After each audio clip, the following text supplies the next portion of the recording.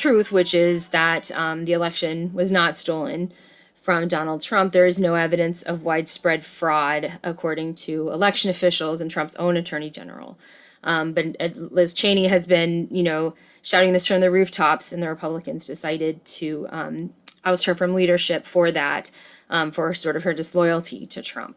So this happened on the same day as this hearing, when we saw an increasing number of lawmakers really downplaying what happened on the 6th. For example, Andrew Clyde, who is a freshman member from Georgia and extremely loyal to Trump, said that it was not an insurrection and that it was false to call it an insurrection.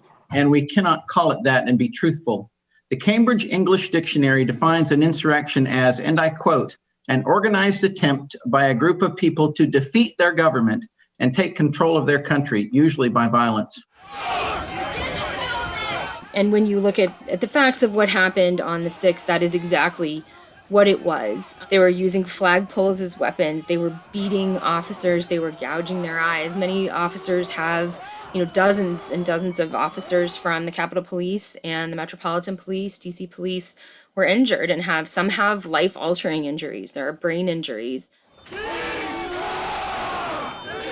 They pushed past policemen who tried to stop them, and then they tried to beat down the doors of the House while members were still inside.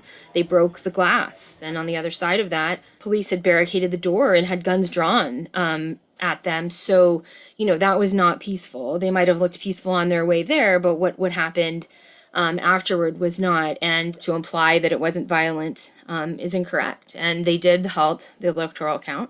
It started up again after the rioters were cleared.